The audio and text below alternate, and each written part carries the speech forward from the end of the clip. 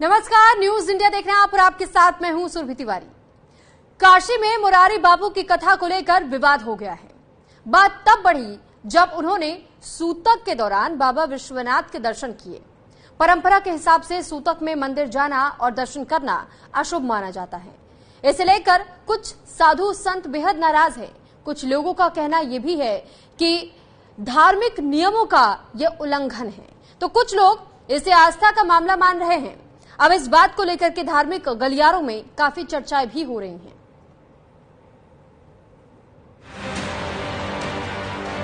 सूतक की परिस्थितियों में राम कथा कहना घोर निंदनीय है। भगवान का भजन करना, स्मरण करना, राम कथा का गायन करो, इसमें सुकून है, नॉट सूतक।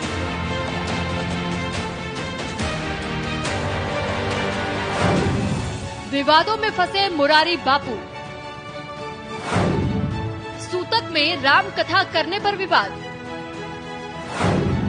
संतों ने बताया बेहद शर्मनाक।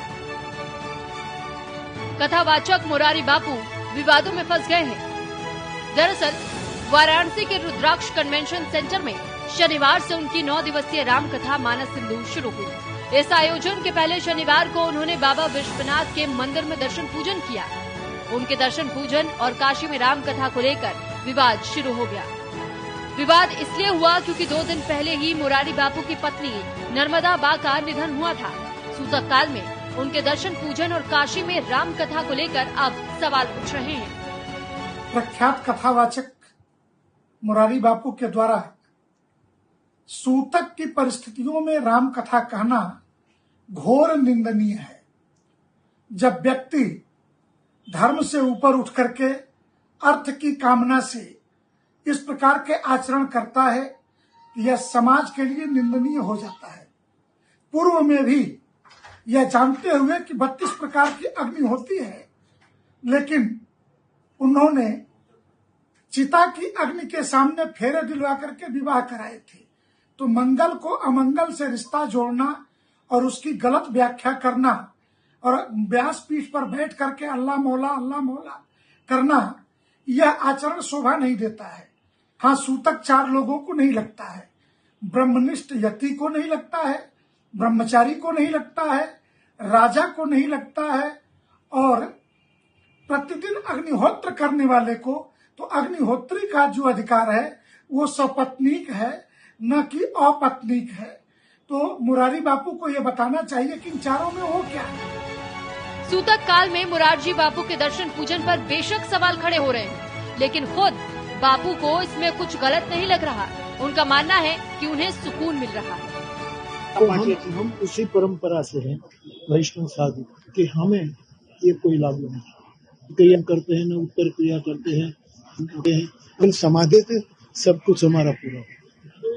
सनातन में इस चीज का सनातन पर, लेकिन हम जिस साधु परंपरा, हमारी पुरानी परंपरा की, इसमें और भगवान का भजन करना, स्मरण करना, राम कथा का गायन करना, इसमें सुकून है, नॉट सूतक। बापू क्या दर्शन भी कर सकते हैं क्या? यहाँ पे जैसे हम काशी में ये परंपरा है कि सूतक काल में मंदिर के दर्शन भी नहीं कर सकते। हम तो दर्शन करके हैं। मुरारी बापू की श्री राम कथा का आयोजन वाराणसी के सिगरा स्थित रुद्राक्ष कन्वेंशन सेंटर में 14 जून से 22 जून तक होना तय हुआ था। आयोजकों ने मोदी सरकार के ऑपरेशन सिंदूर से प्रेरित होकर इस कथा का नाम मानस सिंदूर रखा था। वहीं पूरे मामले को लेकर धार्मिक कार्यों की जानकार भी मुरारी बापू की आलोचना कर रहे हैं। सूतक वाले समय में कथा करने का, व्यास गद्दी पे बैठने का कोई कथन नहीं है जिसकी वजह से वो व्यास गद्दी पे बैठ सकते हैं। सूतक में अगर मृत्यु होता है तो कथा कर सकते हैं, लेकिन बापू जी को पता है कि सूतक पहले है। जब सूतक पहले लग चुका तो उसके बाद भी अगर पिठा जिसवर व्यास गद्दी पे बैठ रहे हैं तो ये सब शर्मनाक चीजें हैं, नहीं बैठनी चाहिए। क्योंकि काशी नगरी विद्वानों की नगरी है, साधु संतों की नगरी है, वहाँ साक्षात भोलेनाथ शिव का निवास स्थान है। तो हमारे हिंदू सनातन धर्म की ये अवहेलना है।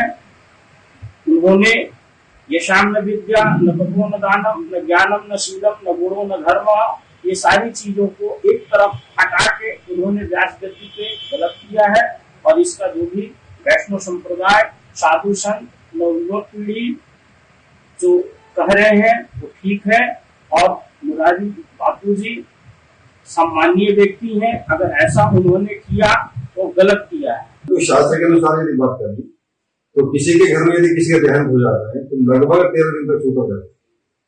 ये किसी मनुष्य की बात नहीं है कि कोई मनुष्य कह रहा है या कोई पंडित जी कह रहे हैं या कोई आचार्य कह रहा है। हम जो शास्त्र के अनुसार जो रीति रिवाज बनाए गए हम उसकी बात करते हैं। ये गरुड़ पुराण है, यदि किसी की डेथ होती है किसी परिवार में तो उसके बाद गरुड़ पुराण का पाठ किया जाता है। मैं गरुड़ पुराण को लेता हूँ, उसका 13वां अध्याय है और उसमें विष्णु भगवान जी का जो गरुड़ जी को वर्णन है, विष्णु भगवान जी कहते हैं कि हे गरुड़, अब मैं तुम्हें जिस वन में जैसा सूतक होता है वो मैं तुम्हें बताता हूँ। इसमें लिखा है कि 10 रात्रि में ब्राह्मण लोग शुद्ध होते हैं, तभी वो 11 बजे उसका उपाय करता है, हवन करता है 13। और 12 दिन में क्षत्रिय शुद्ध होते हैं, वो 13 दिन तिरावली से बोला जाता है। 15 दिन में वैश्य शुद्ध होते हैं और लगभग 1 महीने में शुद्ध पवित्र होते हैं। तो गरुड़ पुराण अभी की नहीं बनाई गई, ये हजारों साल से चलती आ रही है। और हमारे पूर्वज इसी को पढ़ के तो तिरावनी तक पाठ किया जाता है, तब जाके वो तिरावनी का हवन शुद्ध किया जाता है। अब इसके अलावा मुरारी बापू अगर कहना चाहते हैं कि वो किस वर्ण से हैं वो बताएं, या तो संसार को मतभेद नहीं होना चाहिए इस बात का कि भाई वो एक संत हैं, इतने बड़े कथावाचक हैं और वो डेथ होने के बाद किसी के बाद कथा कर रहे हैं और आपने कहा कि वो मंदिर में पूजन भी कर रहे हैं, वो तो उसका तो बिल्कुल विरोध है। किसी भी भगवान की पूजा किसी के घर में डेथ होने के बाद आप पूजा बिल्कुल नहीं कर सकते। मुरारी बापू बेशक अपने आप को सही बता रहे हों, लेकिन उनकी आलोचना करने वालों की फहरिस्त लंबी होती जा रही है।